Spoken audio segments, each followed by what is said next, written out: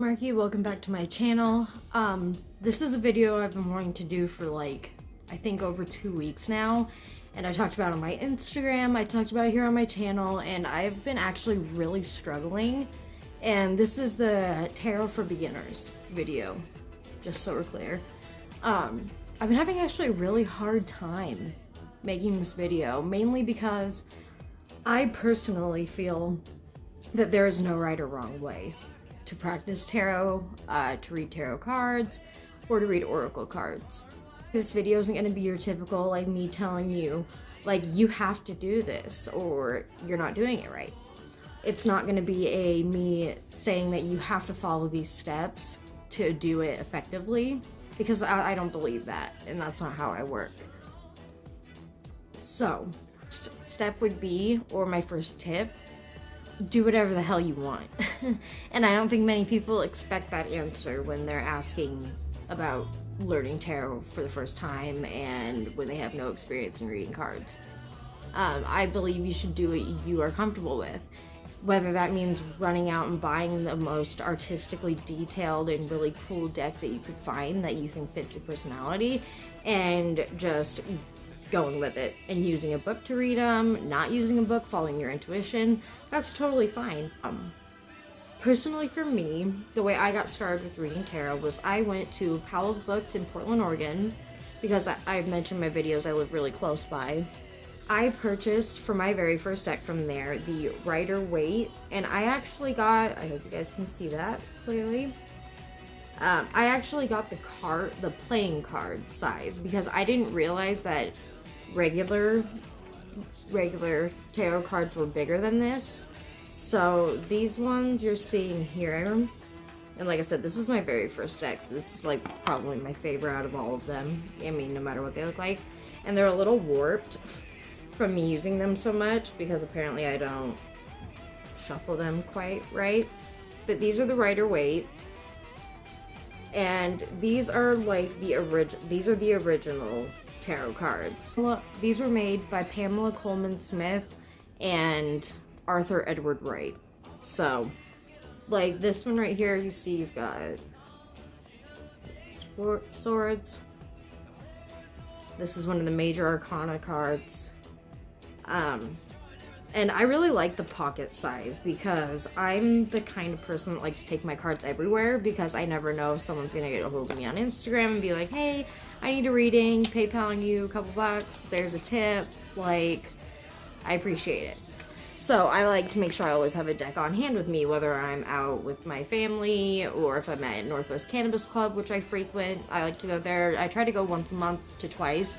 And I really like doing my card readings there, because it's a really good relaxing environment that gets me in that mindset where I can really focus and be like as intuitive as possible. So as I showed you, the pocket sized or playing card sized deck, this is the regular size, and as you can see, they're a lot bigger. Like, I'll grab the other ones just to show you the difference, because it's pretty huge when you actually look at them. So this is like the size difference. So these are my first deck, and then this is the second Rider-Waite deck I ever purchased, which was actually like a couple months ago. And so as you can see, the artwork is like the same. It's really similar to the original Rider-Waite, but the coloring on my bigger deck, I noticed, not only does it have a different back than the other ones, but the coloring on it, if you can see that, is like a colored pencil. Like, it looks like somebody colored it with that, or watercolor pencils, which I really, really like, because I can't color colored pencils to save my life. That is the deck I would highly recommend you get for your first time if you're just beginning and you've never read cards before.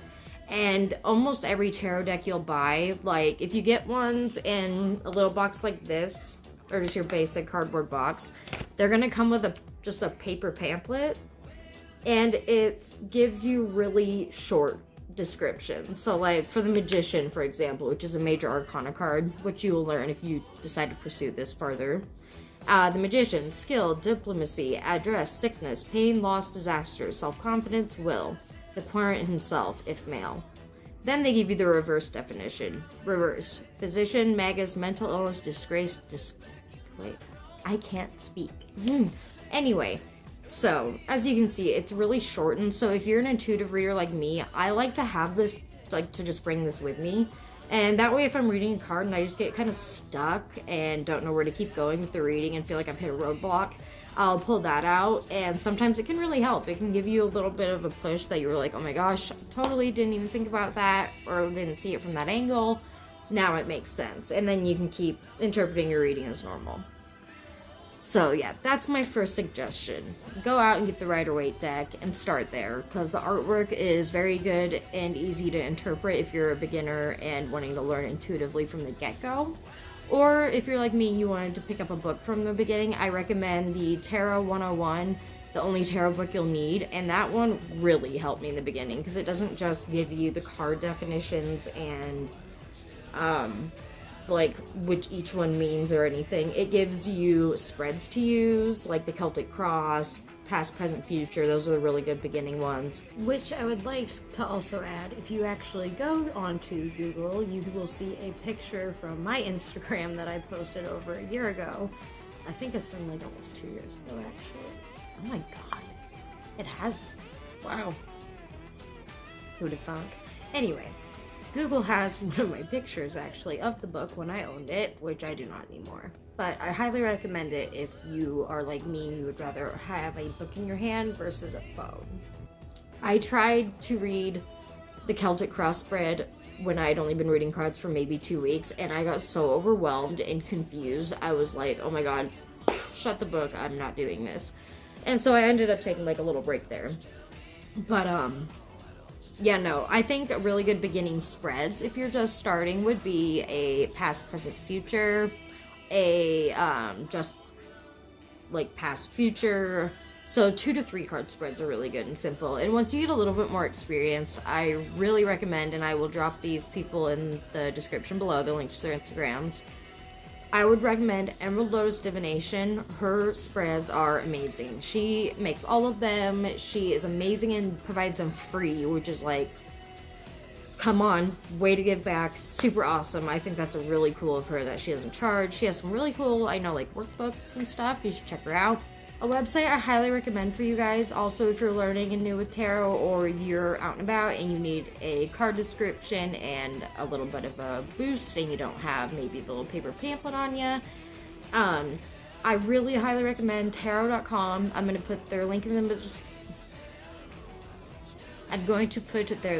description below.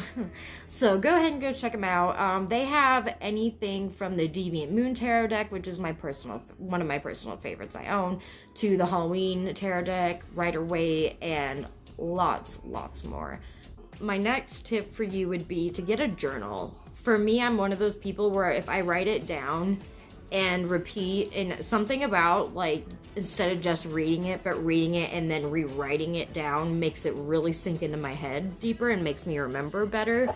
So I'm a journal junkie, as I like to put it. I have so many journals, and half of them are blank, at least. Really cool, like, notebooks and journals, and I'm like, oh my gosh, this is so pretty, I'm gonna use it for this, this, and that.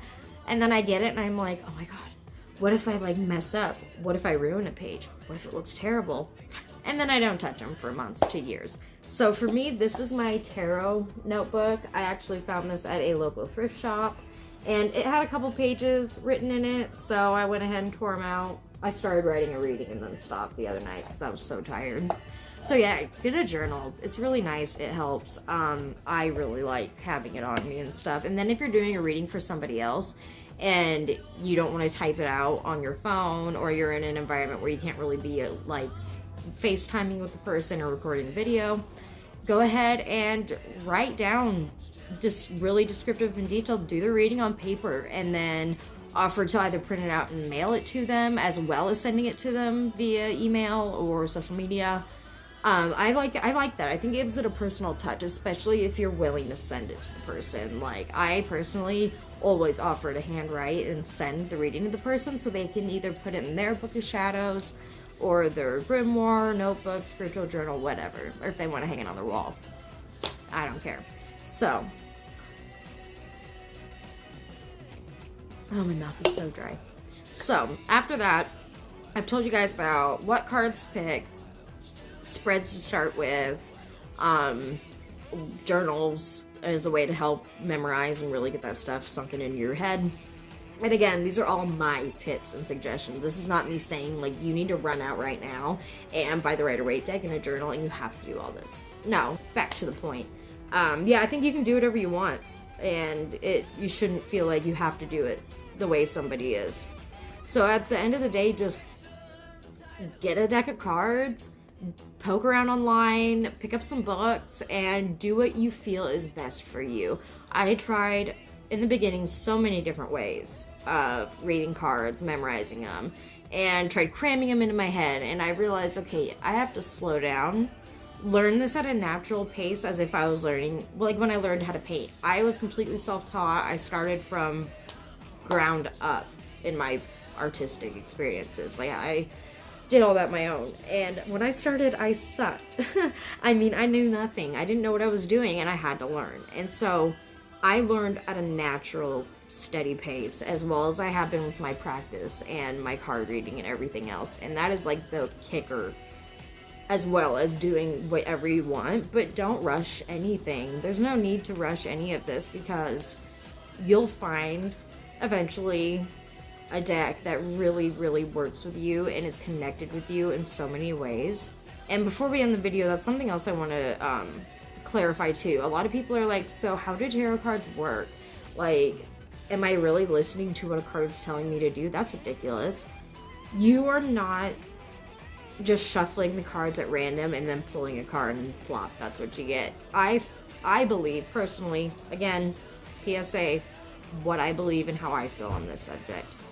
I believe that you are either connected and working with your deity, your god, your goddess, a higher power, even it could be someone who's passed on. When I'm working with my cards, feel like I am specially in tuned with 2 family members that have passed on, and both were during my childhood. And I feel like they have been a big part of why I got more into this world and the spiritual awareness and everything, the path that I am on. And I thank them for that every single day. I will be providing links in the description for you guys for where to purchase Rider-Waite decks. A website that I really highly recommend, tarot.com, for card definitions on the go if you don't have a book handy. And I really hope you guys learned something from this. Like I said before, this is all just my take on it and my opinion, my tips. So thanks for watching, guys, and see you next time.